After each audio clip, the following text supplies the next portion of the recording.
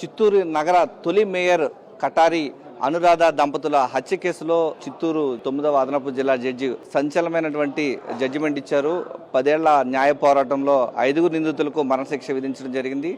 న్యాయ పోరాటం చేసినటువంటి ప్రస్తుత చుడా చైర్మన్ కటారి హేమలత మనకు అందుబాటులో ఉన్నారు. అమ్మ చెప్పండి, 10 ఏళ్ల న్యాయ పోరాటంలో ఈరోజు న్యాయం గెలిచింది. ఎలా అనిపిస్తోంది మీ అత్త మామల హత్య కేసుకు సంబంధించి జడ్జిమెంట్? ఫస్ట్ నుంచి కూడా కోర్టునే నమ్ముకున్నామండి. ఎందుకంటే తప్పు చేసిన వాళ్ళకి తప్పకుండా భగవంతుడు శిక్ష ఇస్తాడు అనే ఉద్దేశంతోనే ఈ 10 ఏళ్ల పాటు కూడా మేము పోరాడాము.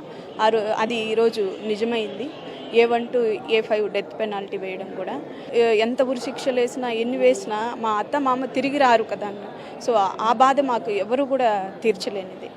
చిత్తూరు నగర తొలి మేయర్గా అత్త చేస్తున్నారు. అనుకోని విధంగా దారుణ హత్యకు గురయ్యారు. ఈ రోజు 10 ఏళ్ల న్యాయ పోరాటంలో మీ భర్తను కూడా కోల్పోయారు. తర్వాత మీ ఒంటరిగానే న్యాయ పోరాటం చేశారు. ఒక మహిళగా మీరు ఎలాంటి స్ట్రెస్ అనుభవించారు? మా కుటుంబం సపోర్ట్ ఉంది కాబట్టి ఇంత స్ట్రాంగ్గా నిలబడగలిగాను. దానికి తగినట్టు కోర్టును కూడా నమ్మాం. ఎన్ని ఇబ్బందులు వచ్చినా కూడా, ఎన్ని వచ్చినా మా వైపు న్యాయం ఉంది. ఎంత ఘోరంగా చంపారని ప్రతి ఒక్కరికి తెలుసు, ఎవరు చంపారు ఏంది అనేసి కూడా.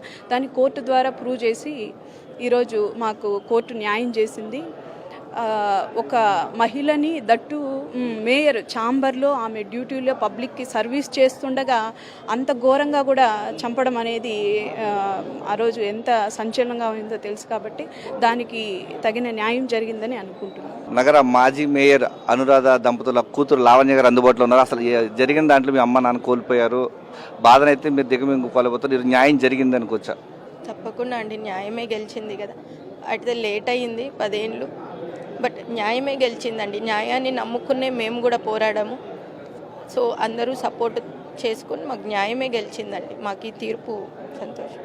తమ అత్తమామలు కోల్పోయినప్పటికీ ఒంటరిగా నిలబడి 10 ఏళ్ళుగా న్యాయ పోరాటం చేసినటువంటి తమకు ఈరోజు కోర్టు న్యాయం చేసిందని చెప్పేసి వారంతా కూడా బలంగా నమ్ముతున్నారు. మరణశిక్ష విధించడానికి వారంతా కూడా స్వాగతిస్తున్నారు.